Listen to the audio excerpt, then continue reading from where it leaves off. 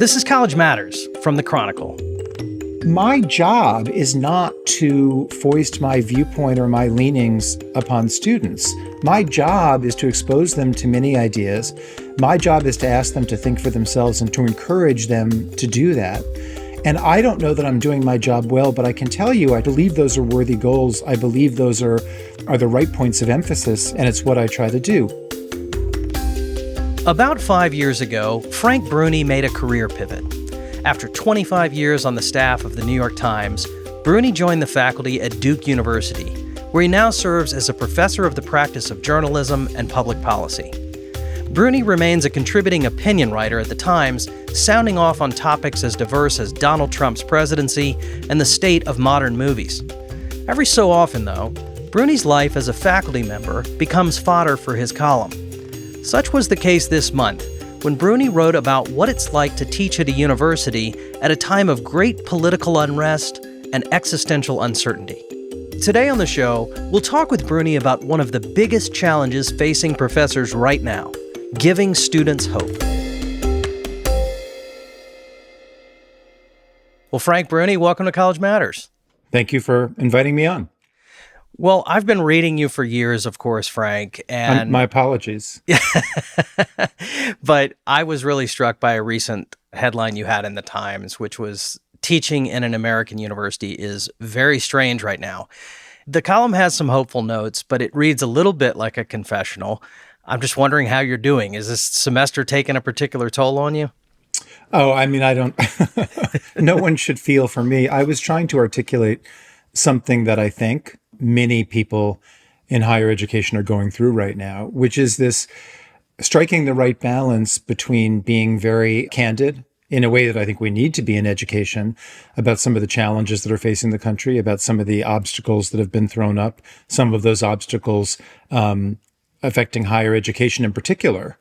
You know, how do we speak with students honestly about all of that and about some of the dangers in the future without sending them out into the world in an utterly pessimistic and frightened frame of mind? And I think that's a really tough balance to strike. And I just thought, you know, I tend to write down what's in my mind. It's how I fill the column inches that I owe the Times. Right. And in this case, I felt like I hoped that I was articulating something a lot of my colleagues at Duke and elsewhere were going through.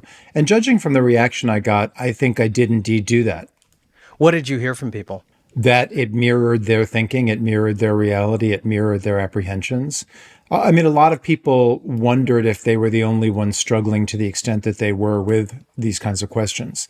And so I just kind of started a conversation. Nobody has answers, but I will tell you, having written it in the remaining weeks of the semester, I found myself finding honest ways to communicate to my students that there were many reasons for hope, that there were more reasons to believe their future would be bright than bleak. And so in some ways, I think I was admonishing and reminding myself that one could adjust one's gaze just a little bit in a very honest way and convey a message to students that was not as defeatist as much of what they're hearing. What is a version of being realistic but not being fatalistic with students? Because there is so much uncertainty in the country right now.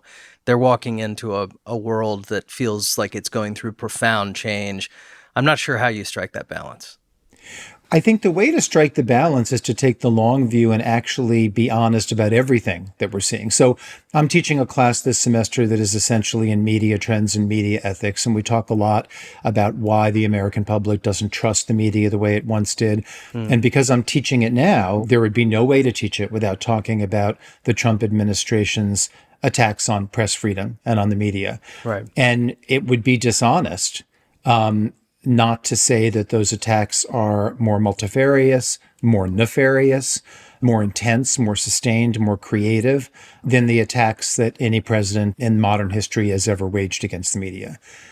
But when you pull back, you also look and you say, am I not seeing dissent? Am I not hearing voices of people being critical of the Trump administration, even in the Washington Post, whose editorial pages have changed so much, and we've all read about that, and we've all wrung our hands rightly about that. The Post's news coverage of the Trump administration remains sharp, critical, probing, all of that. It is true that Donald Trump and his supporters have sued the media at every chance, at every possible chance. It's also true that most of those suits have been thrown out. It doesn't change the fact that they are intimidating and exhausting news organizations. They're basically saying, you write something negative enough, we'll make sure your legal bills mount in a very kind of hurtful way. But they're not winning those suits. I feel like I am hearing dissent, discussion, debate as robust as it needs to be and as robust as it has ever been. So the way not to leave students with an overly bleak mindset is to say, yes, for all of these trajectories, for all of these attempts to create a world, certainly in terms of free speech and independent media, that's not what we want, we still are in a really great place in comparison to most countries. We're still in a damn good place. And so we can't be such alarmists. We want to be girded. We want to push back as hard as we can at things that if they were successful would be bad. But we don't want to tell ourselves that all is lost, because all is not lost. Right. Now, you're at a private university. You are a known columnist who I think it's safe to describe as leaning left in your views that you express in the Times. So students know what they're getting when they come in. But do you have any reservations about speaking critically about Donald Trump in the classroom? If you were at a public university in Texas, you might be in trouble for doing that. No, that's right. I think, and that's one of the differences between public and private right now, and it's one of the privileges of being at a private university. I have not censored what I say at all. I would say the only voice in my head asking me to be careful is actually a voice that I'm glad is there, which is, and here I'm going to give a kind of oblique compliment to the Trump administration, but Okay. you know, there's a cliche now that Trump often asks the right questions, he just has the wrong answers, right?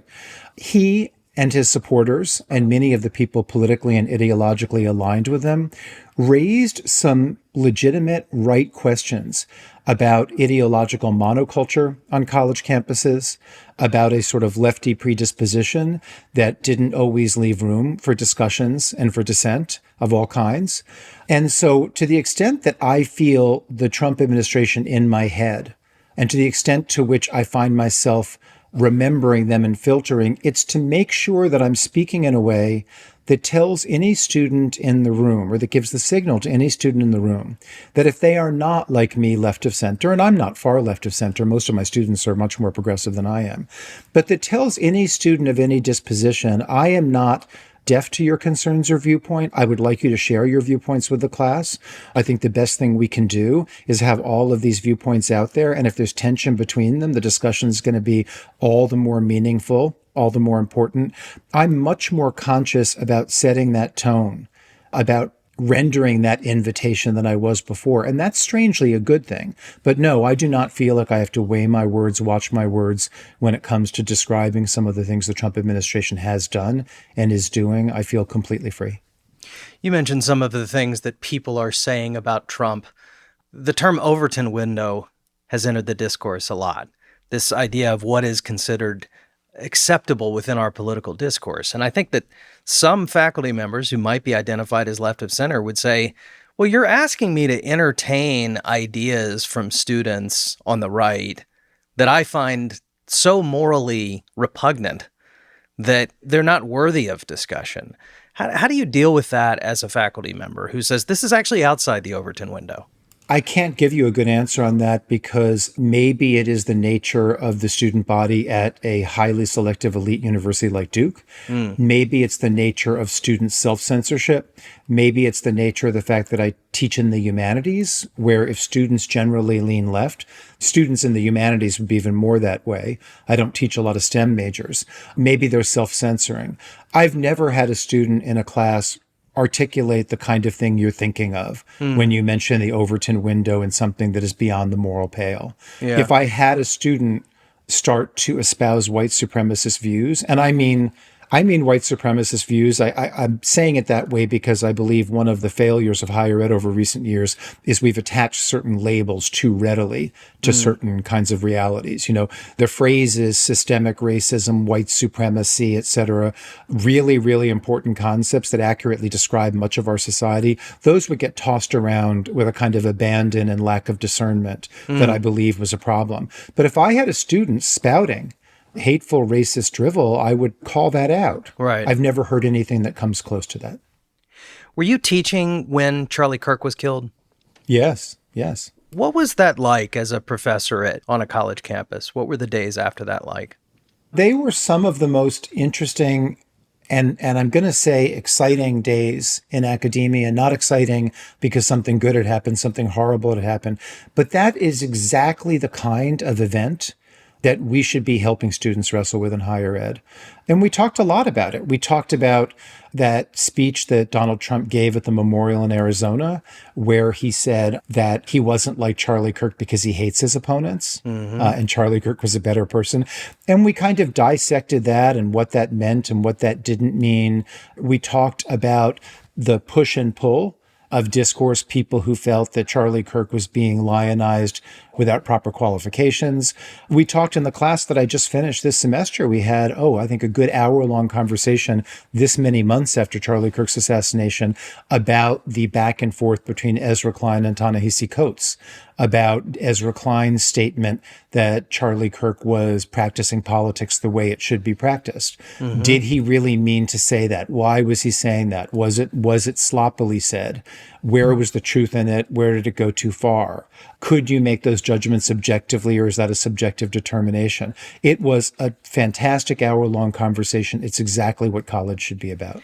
That's so interesting, Frank, because I think that the cliche from the right would be Frank Bruni, liberal columnist from the New York Times, is just indoctrinating his students. You're describing to me a far-ranging discussion that is happening on the most sensitive topic of the day. And you were able to do that, you thought, navigate quite well. I can't judge myself. Sure. I mean, maybe if you had several of those students on with us right now, they would say, I actually thought it was a biased, tilted, and unconstructive conversation. I mean, I don't know. I don't think they'd say that. My job is not to foist my viewpoint or my leanings upon students. My job is to expose them to many ideas. My job is to ask them to think for themselves and to encourage them to do that. And I don't know that I'm doing my job well, but I can tell you, I believe those are worthy goals. I believe those are the right points of emphasis, and it's what I try to do. And I have found, I want to really give a shout out to Duke students, and I doubt that they're entirely different from other students, but the media narrative, you know this better than I, the media narrative is that to be in a college classroom right now is to be walking through a woke minefield. And God forbid you utter the wrong syllable. God forbid you step in the wrong direction. You are going to explode. You're going to be canceled. You're going to have an enormous problem on your hands. I'm just finishing my 5th year at Duke. I have not found that to be the case at all. And I have introduced my students to many conservative thinkers and speakers.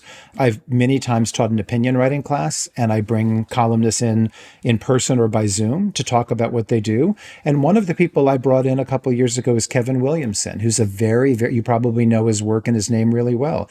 He's a very, very conservative writer who has in fact toyed with, tossed around the idea of criminalizing abortion to the extent he's raised the intellectual question. Mm-hmm. If you are someone who believes abortion is murder, if you believe abortion should be outlawed because it's murder, do you not then have to discuss whether people who administer or have abortions are guilty of a criminal act? That is an idea, that is an intellectual, if you're playing out the intellectual string, that is something that it makes sense for him to be discussing, no matter how violently you might agree with it.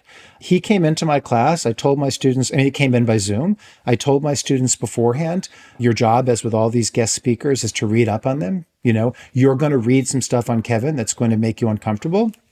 He will happily take your questions about it. I am inviting him in here because he's a brilliant writer. And he plays with ideas in a way that we should all play with ideas, even if we don't agree with the ideas he's playing with.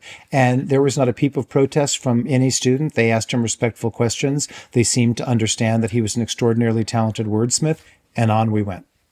Are you talking about the reality that some people perceive the foundations of democracy right now to be quite creaky? And whether we're talking about Donald Trump sort of casually mentioning maybe a third term, or the disputing of elections, J6, all of this, the right's affection for autocrats like Viktor Orban. How do you talk about this in class? Do you get the sense that this is an anxiety-provoking element of what students are going through. I know they're worried about AI and jobs of the future, et cetera, but how much of this whole fate of democracy question is weighing on the classroom? They're very conscious of it. They're very anxious about it. I think they do an admirably good job of what we all do in life on different fronts and in different circumstances, and they compartmentalize. So they can sit there in a classroom, they can ask about these things, they can talk about these things, they can recognize that they are seeing dynamics play out, they are seeing democracy being tested in ways that are not normal. Do I think they can appreciate that the way you or I can because we're many decades into our adulthood and we actually had the experience of living through other administrations? No, but they've read some history. They hear adults talking around them. My students read the newspapers. In fact, they have to because I give them pop quizzes on current events, which is my way of keeping them honest, making sure they're reading the newspaper. They understand that they're living in exceptional times. They understand that that has profound ramifications for the rest of their lives if certain things continue along a given road. They understand all of that, but I think they're human beings who have to kind of wake up in the morning, who have to plot a life. I think they've learned in a way that is admirable but sort of sad because it's like seeing innocence slip away too soon. They've learned how to compartmentalize and how to make decisions with the most hopeful mindset because there's really no other way. You can't just kind of fold your tent, curl into a ball and say, my world has betrayed me. The time I was born is an unlucky one. Poor, poor, pitiful me. Now, I probably would have been like that at 18 because I was weak, but they're stronger than I ever was. Stick around. We'll be back in a minute.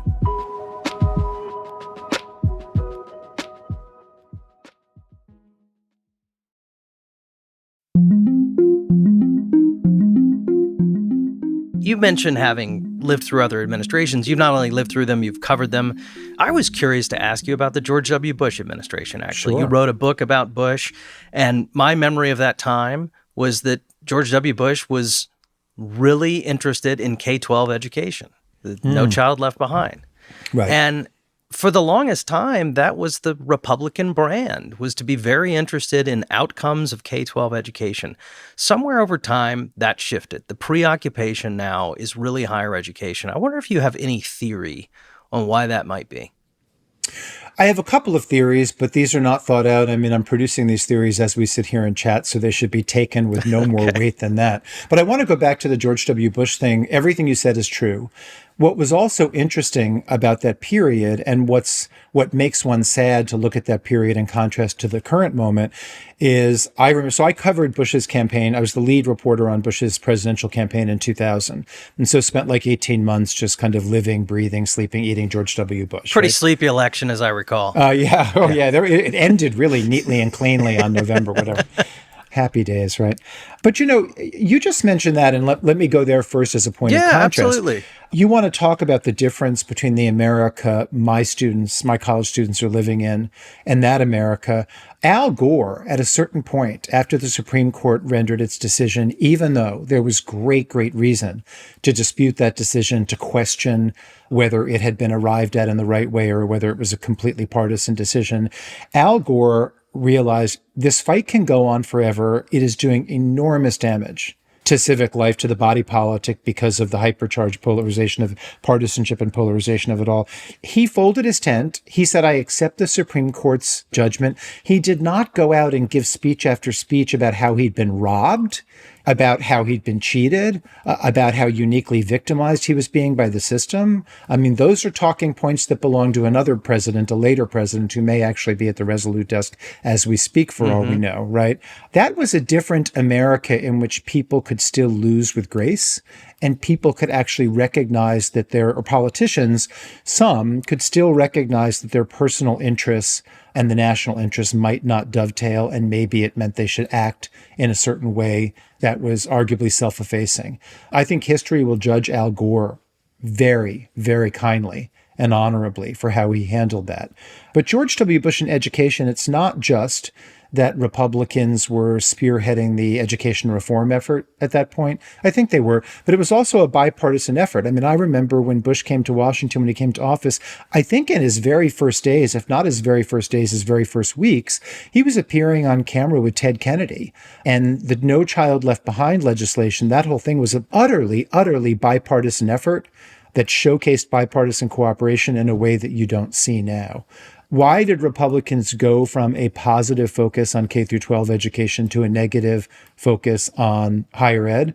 I think part of it is the overall attack on expertise, right? If you are trying to delegitimize experts, if you are trying, which has been the project of Donald Trump and much of the MAGA movement, if you are trying to kind of invalidate your critics and sort of inoculate yourself from all criticism, one of the many ways to do that is to essentially tarnish academia, tarnish the academy entirely. The voices you hear from this precinct of American life, they are irredeemably leftist voices. They're not honest voices. They are radicals, et cetera, et cetera. You may just tune them out. But it does seem like a shift, Frank, because I think that there were generations of conservatives who were saying, well, you know, faculty are so liberal, these people are nuts. We kind of have to go through these hoops to get these credentials and forget about them. The right is now imbuing these institutions with immense cultural and political capital. When you hear J.D. Vance talk about going aggressively after universities as he did. J.D. Vance, Yale law grad. Let's just please insert that. Correct. But memorably in a national conservatism conference speech, he quoted Richard Nixon saying the professors are the enemy, but he also talked about honestly and aggressively attacking universities in this country. And the reason, to get to your point about expertise, is Vance is saying they control knowledge, they get to say what is true and what is false, and they lend credibility through research to, quote, ridiculous ideas. So somewhere along the line, there was an awakening, a realization, or a political decision that universities were at the very center of what creates truth and false in our country, of the sort of gatekeepers of knowledge. This all became incredibly important to people in the conservative movement. Well, absolutely. And I think you're asking, like, why did they suddenly decide it was ripe for that attack and that attack was going to work, as opposed to saying, let's just work them. First of all, it's not entirely new. If you go back to the 90s, there was a moment there when universities were under very kind of vicious attack from conservatives.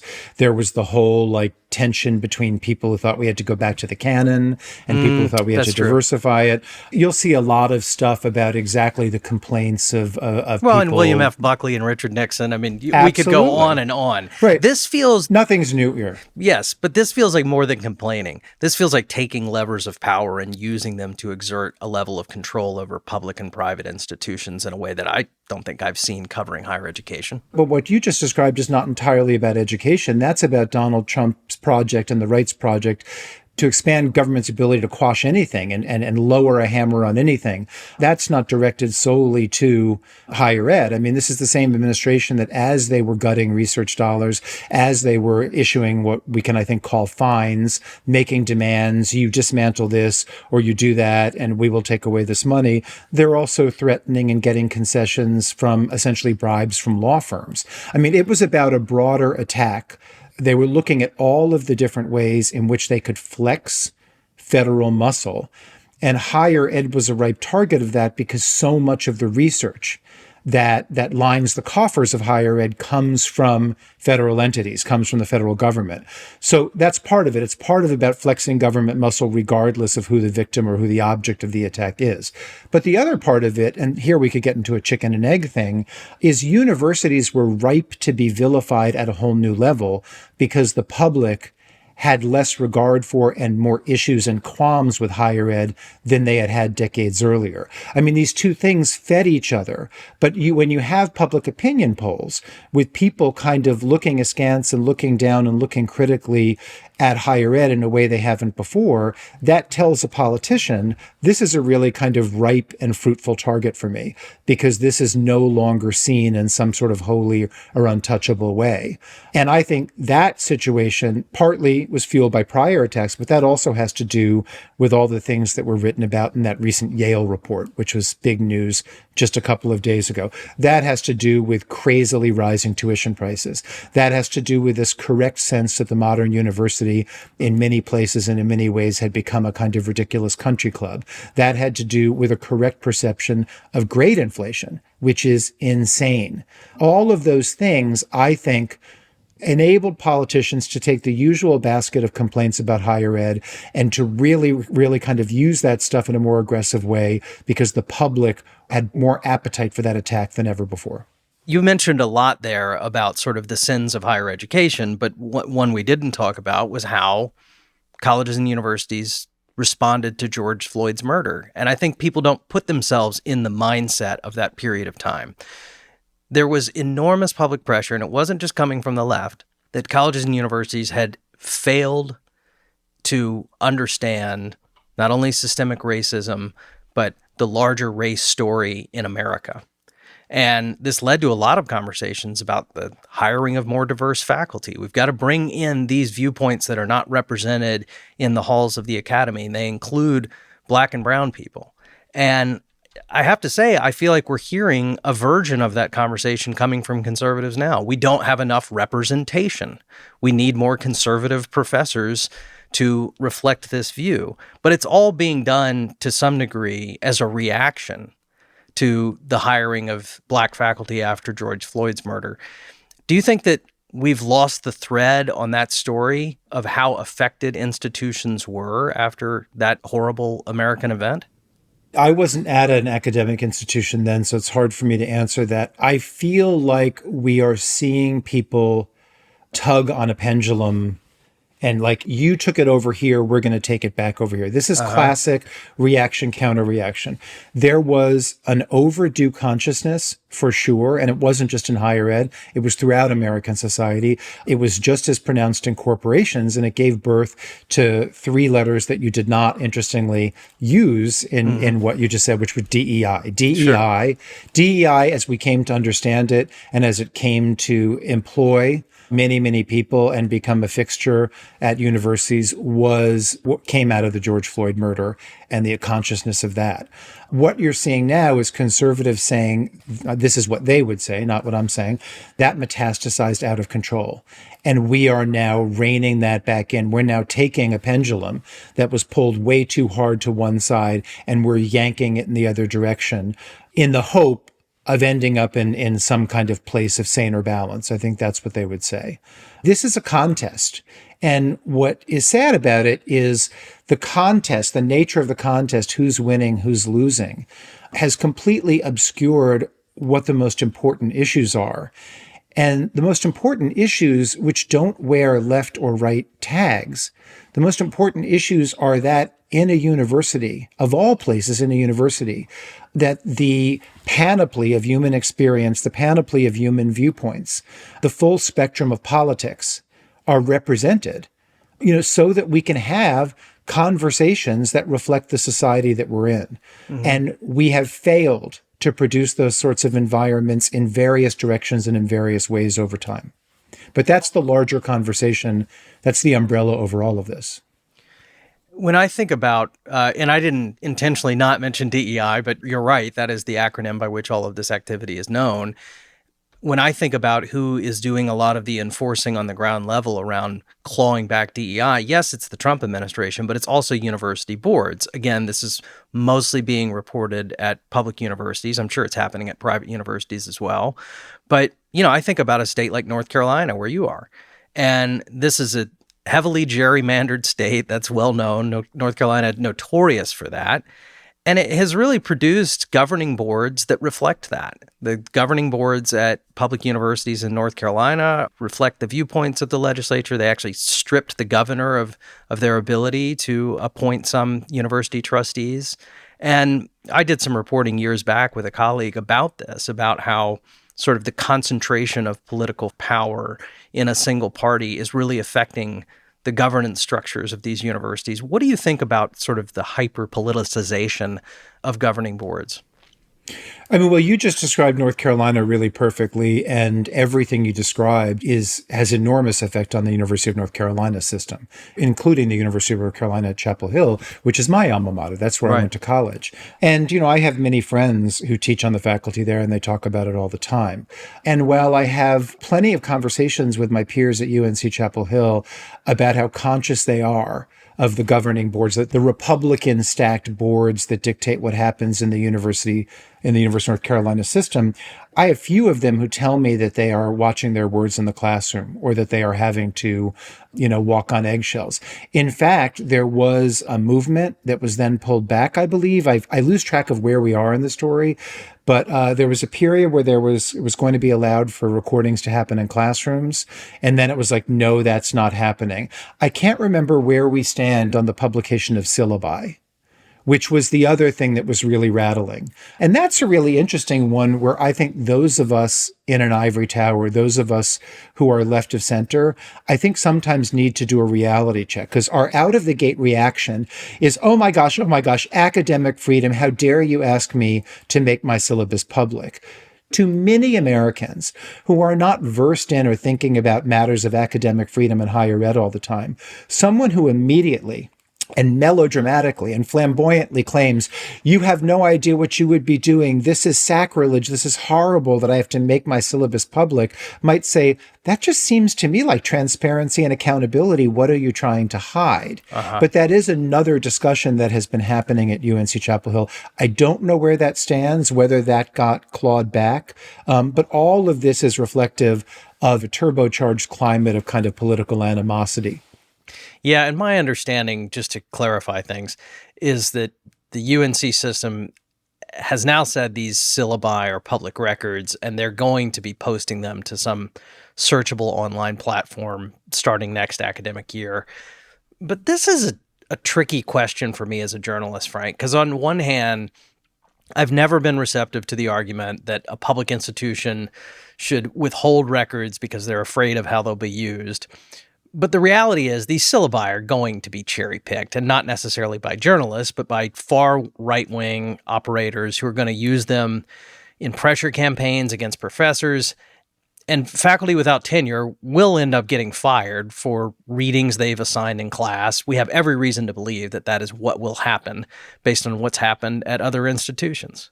We do, and everything you said is true, but I just want to play, this isn't really a devil's advocate thing, but, but I want to acknowledge something else. And I'm not coming down on either side of that, Frank. I know, but I'm realizing the reality of how that would play out. Yeah. But I want to acknowledge something else, and I'm saying this as someone who thinks Donald Trump is a profoundly dangerous president, who shares, I think, almost none of his values, et cetera, et cetera.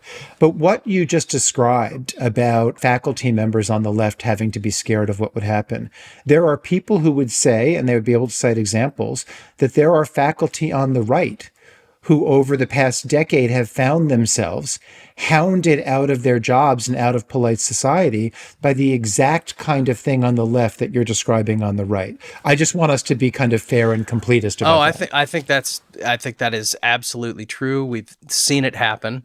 I think that the movement to release syllabi is mostly something that folks on the right have been pushing. Jack, I think you're totally right about what would happen. It would end up creating just an amplitude and intensity of bad faith noise. And I think I mixed about 10 metaphors in there, and I apologize for that. This is why I prefer to write than speak. I can go back and edit my nonsense, right?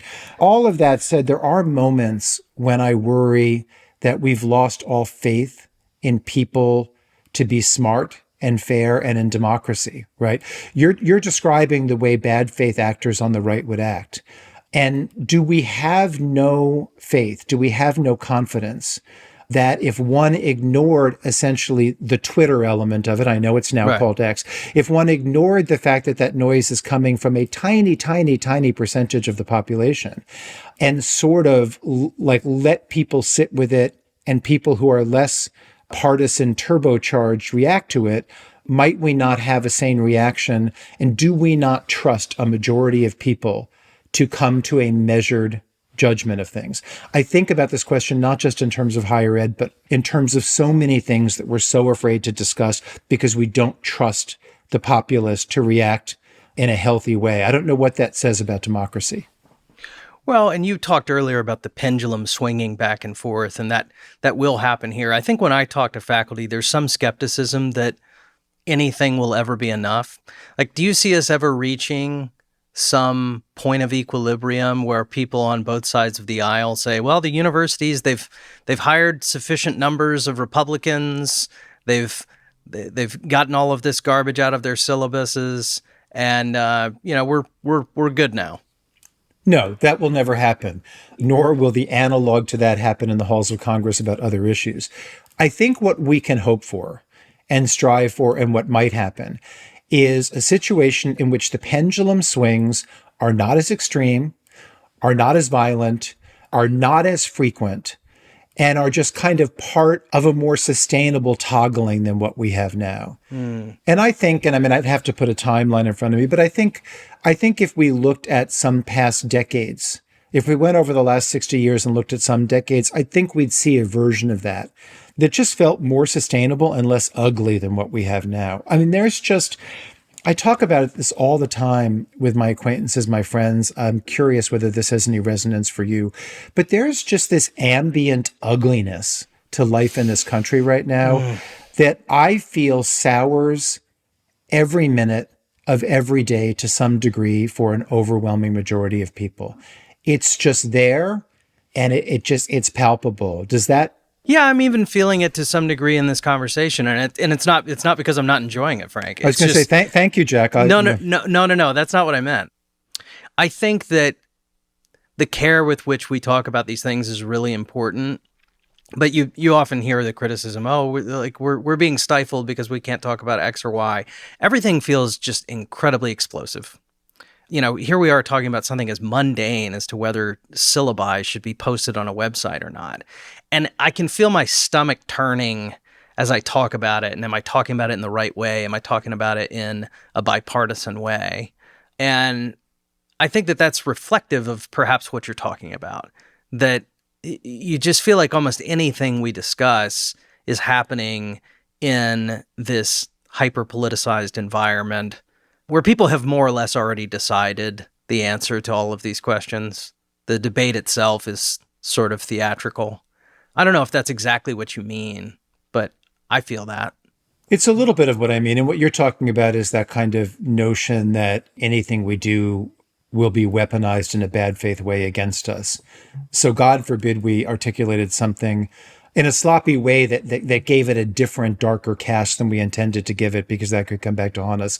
I worry less and less about that than ever, because I do feel like one subtly positive thing that has happened over recent years is so many people have gone through so much grief from what I will just kind of, because it's the nearest phrase dangling, from cancel culture, that I feel like there's a teeny bit more mercy on that front, or at least an acknowledgement that we all kind of stray into some unfortunate locutions and need to give each other a little bit of grace and forgiveness and wiggle room. I feel like that's better than it was 5 years ago. But yes, everyone is kind of watchful and anxious, but there's also just this ugliness where, I mean, so many of our interactions are about, and I wrote a whole book about this called The Age of Grievance. So many of our interactions are governed by, are you on my side or are you on the other tribe? Can I trust you or should I distrust you? Do you see me as the enemy? Am I supposed to see you as the enemy?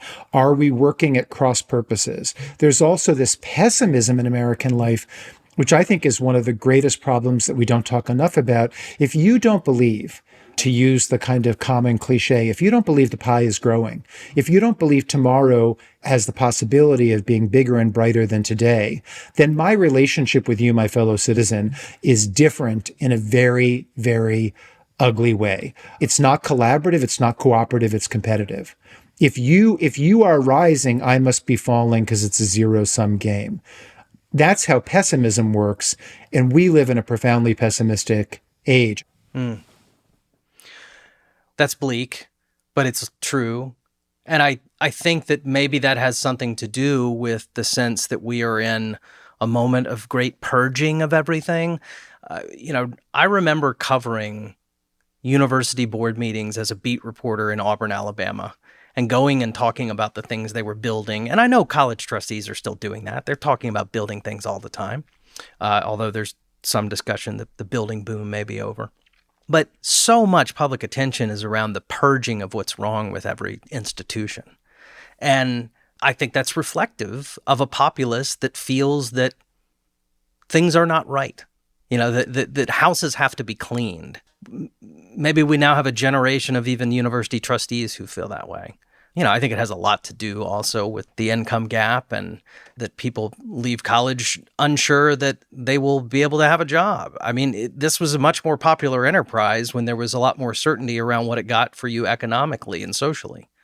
When those promises go away, it's a lot easier to start picking at other pieces of this enterprise. Absolutely. I mean, this is measurable. We have less social mobility in this country than we once did. And when you lose enough social mobility, I mean, you're losing the country's very, very kind of image of itself, the whole like American psyche. This is supposed to be, to trot out the cliches, the land of opportunity. This is supposed to be the Horatio Alger country where with pluck and luck you can get ahead. Most people do now believe the system is rigged and that if they're able to climb the ladder, that's the exception rather than the rule. How can that not produce a negative mindset? You talked about purging and kind of tearing things down. And we talked earlier about that idea that Trump asks some of the right questions, but just comes up with all of the wrong answers. And we talked about how do you leave students with some hope? Well, I would combine all those things into the following, which is I don't believe it is good to just destroy things willy-nilly, but I think some things are being questioned, re-examined, and picked apart that needed to be questioned, re-examined, and picked apart. I think it's happening in a way that is gratuitously destructive and that will lose us time and cost us dearly. But I think it's possible that on the far side of this, some of the things that we reconstruct with a kind of fresh knowledge of their flaws will be sturdier and better than what was there before after a period of pain. That is entirely possible. And if we're not sort of explaining or presenting that possibility to students, we're not being honest and we're not kind of giving them something positive to think about. I also think, Jack, I talk a lot with my students about the death of local news over the last quarter century and how much more that means than people realize in terms of the things associated with news deserts and the death of local news. But over the last couple of years, and as we sit here speaking, there's some really, really interesting entrepreneurial stuff happening all around the country with local news. And in some places, it's having surprising success. In Baltimore with the Baltimore Banner, et cetera. And that is happening because sometimes people don't appreciate what they had and what they value until it's gone away or until it's on the verge of extinction. And there are a lot of people who saw local news die before their eyes, or they see it dying before their eyes, and they realize, no, that's not what I want. Well, that's not just a phenomenon of news and local news. I think that is something that could be happening throughout America. And I think we may emerge from the Trump years with a renewed appreciation for some of the things that were being destroyed or that seemed to be on the chopping block and were rescued at the last minute. That is a potentially hopeful consequence of what we're going through right now.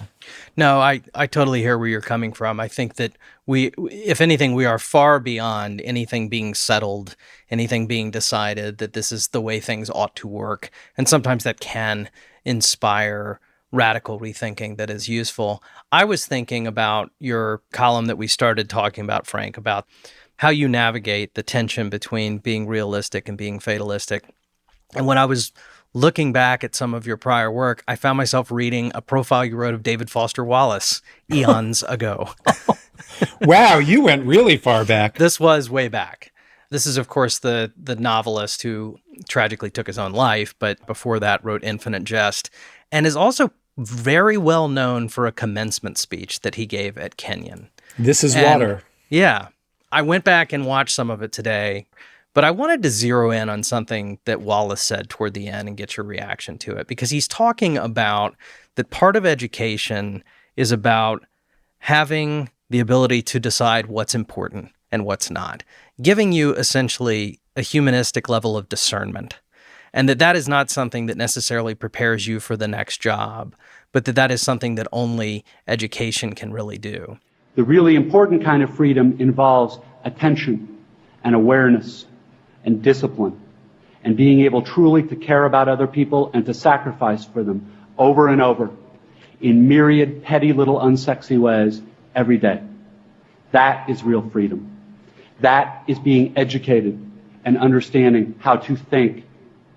The alternative is unconsciousness, the default setting, the rat race, the constant gnawing sense of having had and lost some infinite thing. It felt like a very prescient statement for our time, which is not surprising given who it came from.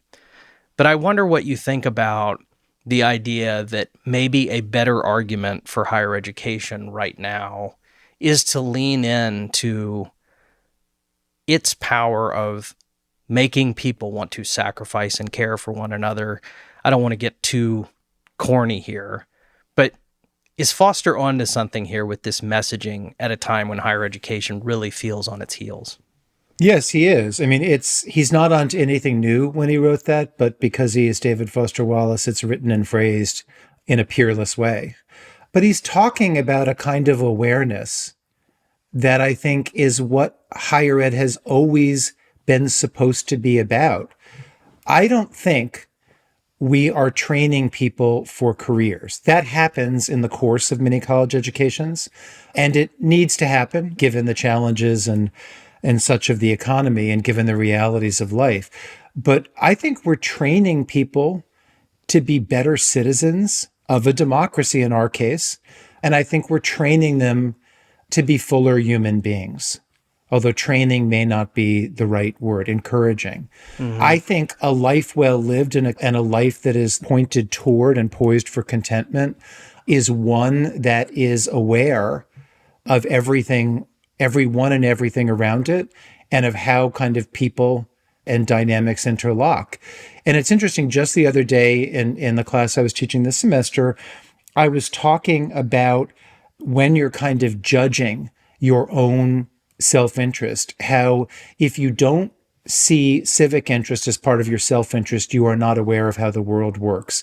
That if you don't care about the people around you, if you don't care about how the project that you're a part of, and in this case, I mean the American project, if you're not aware of how much its success or failure is going to translate into your own opportunities and the way you move through this society, you are unaware, you're being unintelligent, and you're actually sacrificing your self-interest if that's what's driving you to be blind to it. I think David Foster Wallace is talking about all those things, and I think what we're supposed to be doing in college, when we talk about equipping people with the tools to live a good life, that doesn't mean economic analysis. That doesn't mean computer coding. That means being aware of the effect of your actions on the people around you and the effect of their actions on you. That means being aware of the way to kind of set up systems of government, other systems, in a way that is kind of fruitful and that benefits both individuals and the whole. That is being aware of one of the central challenges of any country with liberty, any democracy, which is coming up with the right balance of individual freedom and communal interest. Yeah. Well, I think it's a great note to end on, and I wish you luck in instilling that in your students at Duke. Frank Bruni, thank you so much for coming on the show. Thank you for inviting me.